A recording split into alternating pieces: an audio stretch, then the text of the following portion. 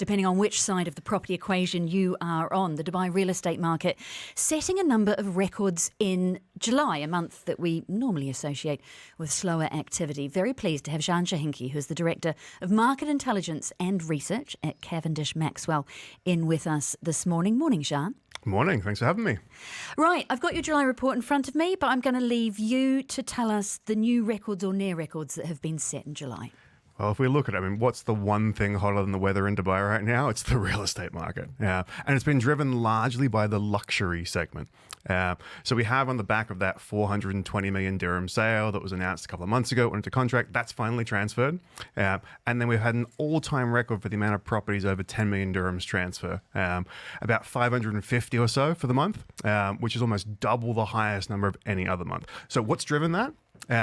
It's been villas, surprise, surprise. It's been District 1 West, so newly launched project there. Those registrations are starting to come in now. About 90% of that project's entire unit stock has now transferred. The entire project sold out, so next month we'll probably see the final 10. But it's been that luxury segment that's been driving it. And driving not just that sort of 10 million plus, the 5 million to 10 million price points driving up, as well as some of the others that fall in that high-end price points, as well as luxury in general.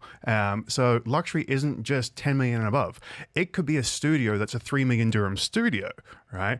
It's the quality of that property that we're looking at, the price per square foot. You could have a developer put up a building where it's got a mix of studios through 6 bedrooms, all at, say, 4,000 dirhams a square foot. They're luxury. Going to ask you a couple of questions. Let's break that up. So, take the luxury out of it for a second, because how much is that skewing the property appreciation numbers?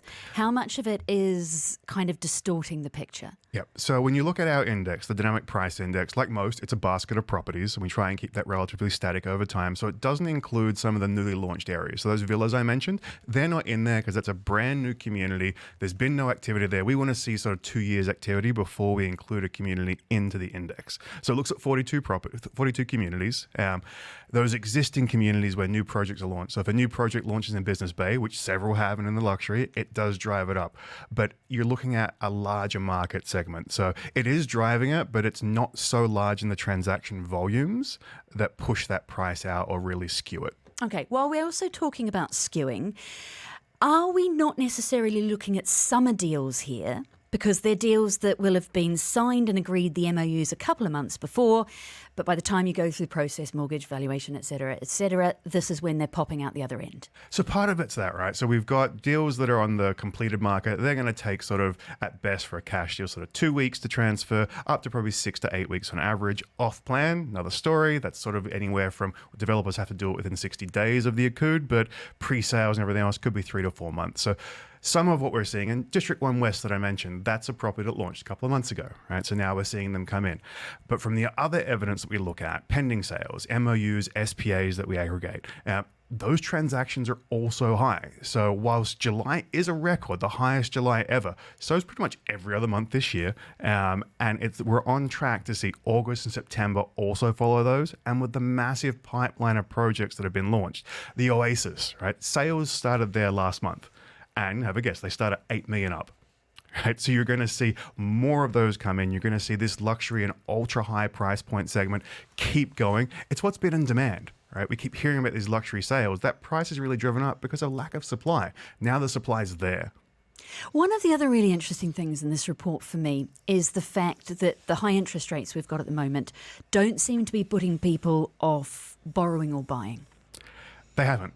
We're looking at record transactions in the mortgage market. We break it into 3 different categories, right? You've got your new purchase money mortgages, which is I'm buying a property today, taking out a mortgage, refinance, remortgage, and then you've got bulk, which could be a developer doing several or an investor that's got multiple units there. The bulk section really jumped up last month. That could be to do with interest rates did tick down slightly over the last sort of 6 weeks with banks. So the IBOR rate is the same, but banks are sort of reducing what their premium or their margin is to make more deals happen. So for a bulk mortgagee, that they're jumping onto that. For the others, even at 5.5%, 6%, right? They're not bad rates. They're looking at it and going, I'm renting, spending this, I can buy, need to take out the mortgage, and people just are going ahead with that. I've got just over a minute left with you. It's a bullish report, but you've got a warning on page 2 when it comes to the off-plan market. How come? So it's not just a warning on off-plan, it's a warning on everything, right? Bull markets are fun. People get excited. They want to jump on board. My biggest piece of advice to anyone is only buy what you can afford now and when it comes up. So if you're an investor looking to buy a unit that you're going to rent, and right now people are postulating that the yields might be 7 or 8%, then okay, what if they're not? Right? Be prepared, run your numbers on multiple scenarios. If you're a buyer buying now for end use, you want to be able to make sure that you can carry those installments during construction. And then if there's any balloon payments, be able to handle those. And if you're taking a mortgage for that balloon payment at the end, run different interest rates to make sure it's something you can afford. The biggest thing that scares me, though, is I'm hearing some brokers, and I got a call as well, where their pitch is basically, buy now, don't worry about all the final installments because we're going to flip this in the next year, 18 months. Yeah, flipping it off plan. That's where you start getting into danger territory. What if you can't flip and then you're left with something that you can't afford the payments on going forward?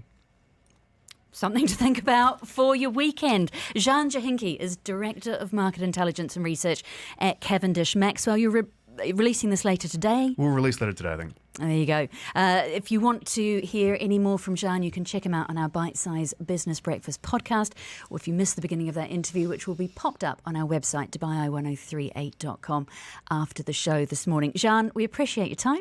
Pleasure. Thank you for joining us, Jean, in with that latest report out from Property Monitor, which is a Cavendish Maxwell company, having a look at new records being set in the property sector in July.